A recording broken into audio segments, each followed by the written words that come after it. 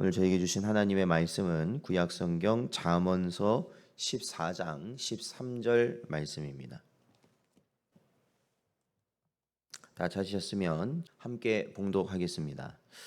웃을 때에도 마음에 슬픔이 있고 즐거움의 끝에도 근심이 있느니라. 아멘. 기도하겠습니다. 하나님 아버지 감사합니다.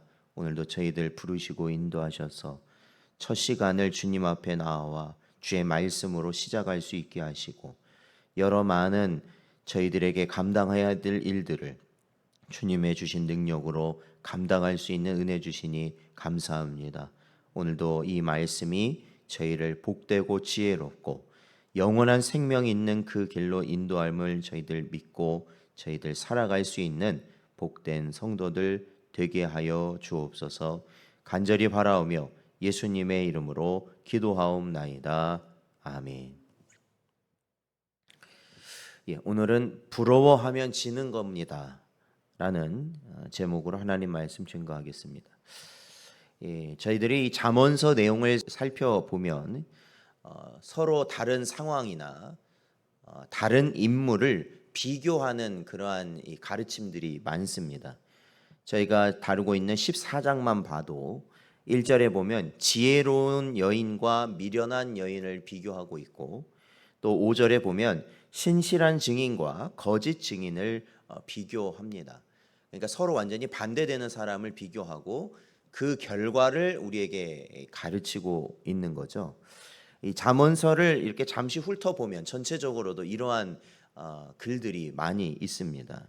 그런데 오늘 본문 말씀을 보면 오늘 본문은 약간 다른 모습을 가지고 있는데요. 그것은 유사한 것끼리 비교하고 있다는 겁니다. 그래서 오늘 13절을 보면 웃을 때에도 마음에 슬픔이 있고 즐거움의 끝에도 근심이 있으니, 그러니까 서로 이 반대되는 것이라기보다는 유사한 것을 비교하고 있는 것이죠. 그래서 오늘 본문 말씀을 별도로 저희들이 생각해 볼 수도 있지만 저희가 어제 살펴보았던 11절, 12절 말씀을 보충하는 말씀으로 이해하는 것도 가능합니다.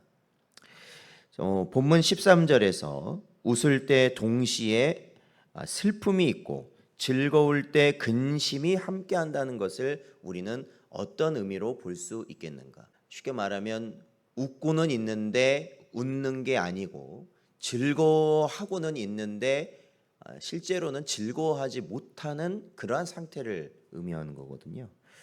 자, 저희가 앞서 보았던 11절, 12절 내용을 저희들이 좀 살펴보면 이 악한 자, 집이 망하는 자, 필경 사망에 이르는 자는 이 자신의 판단을 절대적인 기준으로 삼고 사는 자다라는 것을 말씀드렸습니다. 이 모든 인생은 아무리 지식이 있고 지혜로운 것 같지만 결국에는 하나님 앞에서는 완전한 무지 그 자체가 바로 인생들입니다. 잠언서 19장 21절 말씀을 보면 사람의 마음에는 많은 계획이 있어도 오직 여호와의 뜻만이 완전히 서리라 말씀하고 있습니다. 사람의 최고의 지혜는 하나님의 가장 미련함보다도 못한 것이 실제라는 것입니다. 그러므로 오늘도 많은 일을 우리가 감당할 때 오로지 하나님의 뜻과 지혜로 이뤄나가길 소망하는 여러분 되시기를 주의 이름으로 축원드립니다. 아마도 우리가 이렇게 새벽에 모여서 말씀을 듣고 기도할 수 있다는 것, 좀 그러한 마음을 갖는다는 것 자체가 하나님을 의지한다는 거 아니겠습니까?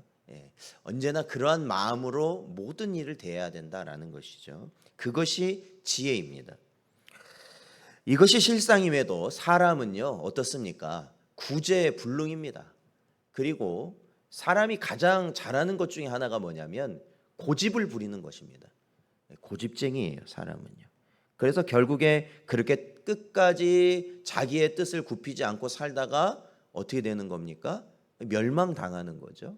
우리가 로마서 말씀을 비추어 보자면 원래 우리는 그렇게 고집 부리다가 죽을 운명이지만 하나님이 어떻게 하신다는 게 우리를 개입하셔서 건져주셨기 때문에 우리가 성도로서 살아가고 우리가 구원을 얻게 된다는 가르침이 로마서의 말씀입니다. 자, 그렇게 고집을 부리며 살면요, 잠시 이 땅을 살아갈 때 남들이 알아주는 멋있어 보이는 삶을 살 수도 있습니다. 좋은 학벌, 직장, 그리고 남들이 부러워할 만큼의 수입을 얻고 또 가정을 꾸리고 뭐 아파트나 차나 뭐 사람들이 뭐 원하는 것들 있지 않습니까? 그러한 것들을 누리면서 살아가는 모습을 보여줄 수 있습니다. 이 고집을 부리면서 이 땅을 살아갈 때요. 그런데 그들의 얼굴을 보면, 그러니까 그 모든 것을 누리고 있는 사람들의 얼굴을 보면 어떻습니까? 그들의 얼굴에는 이 근심이나 걱정 같은 것은 없는 삶을 사는 것처럼 보이거든요. 저희들이 볼 때도. 그래서 야, 우리도 저렇게 살면 얼마나 좋을까. 진짜 저렇게 살면 진짜 아무런 염려나 근심이 없겠다라고 우리도 쉽게 생각할 수 있지만, 오늘 본문은 뭐라고 말씀하고 있냐면 그러한 자들이 웃고는 있지만 그 안에 뭐가 있다라는 겁니까? 슬픔이 있다라는 것입니다. 그리고 그 삶을 즐기며, 그러니까 굉장히 즐거움이 있는 것 같지만 뭐 할 때마다 뭐 하고 어디 가고 무엇을 먹고 뭐 이런 게 굉장히 즐거워 보이지만 결국에는 그들 가운데 뭐가 있다는 겁니까? 근심 가운데 있다라는 것입니다. 그것이 실상이다. 베드로후서 2장 17절 말씀을 보면 이 사람들은 물 없는 샘이요 광풍에 밀려가는 안개니 그들을 위하여 캄캄한 어둠이 예비되어 있나니라고 가르치고 있습니다. 이 베드로후서 2장 17절에 나오는 이 사람들은, 이들이 오늘 잠언서에 나오는 누구냐? 자기 주장대로 사는 사람입니다. 자기가 하고 싶은 대로 사는 사람입니다. 그런데 그들은 어떠한 사람과 같냐면 화려한 샘, 여러분 이 샘들 있잖아요. 저도 예전에 어느 산에 가니까 보통 산에 보면 약수터가 옛날에는 많이 있지 않았습니까? 근데 이 약수터를 이게 굉장히 잘 꾸며놓은 그런 데들이 있어요. 그러니까 뭐 돌 대리석 같은 걸로 해놓고 뭐 주변에 그렇죠? 깨끗하게 이렇게 정리를 해놓은 데가 있거든요. 그래서 야, 여기가 진짜 좋은 약수터인가 보구나라고 하고 갔는데 정작 그 약수터에 뭐가 없어요? 물이 없어요. 아니 저기 멀리서 보이고 이게 약수터다 하고 딱 갔는데 정작 물이 없다라는, 마치 그것과 같다라는 거예요. 그들의 삶이 화려해 보이지만 정작 가장 중요한 생명이 되는 물은 그 안에 없다라는 것입니다.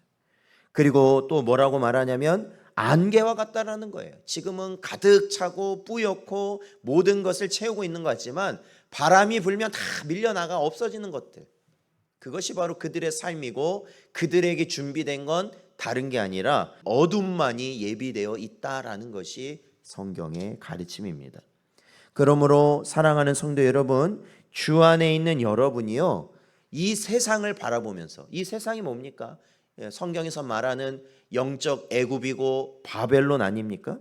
그 곳에서 아름답고 잘 나가는 것을 바라보며 부러워하면 안 된다라는 것입니다. 저 세상을 바라보며 동경하는 것은 성경에서 말한다면 그것은 불신앙의 모습이라는 것을 여러분이 기억하셔야 됩니다. 사탄은 예수님께 시도한 것처럼 우리에게도 바벨론의 아름답고 귀한 것을 주겠다고 우리를 시험합니다. 그것이 마치 자신의 것인 것처럼 우리를 속이고 자신을 따를 때 그것을 주겠다고 우리를 미혹합니다. 그러나 그것은 사탄의 것이 아닙니다. 이 세상 모든 것은 하나님이 만드시고 하나님이 주인 되십니다. 사랑하는 성도 여러분, 참된 기쁨과 즐거움은 오로지 주님과 함께 할 때뿐이라는 것을 기억하십시오. 슬픔이 없는 기쁨은 어디에 있습니까? 하늘에서 오는 기쁨입니다. 근심이 없는 즐거움은 어떤 것입니까? 하나님이 우리에게 주시는 즐거움밖에는 없다라는 것입니다. 오늘도 이 말씀을 마음에 깊이 새기시고 오로지 하나님의 뜻 안에서 세상을 부러워하는 삶이 아니라 오직 하늘의 소망을 두고 분별하며 살아가시는 여러분 되시기를 주의 이름으로 축원드립니다.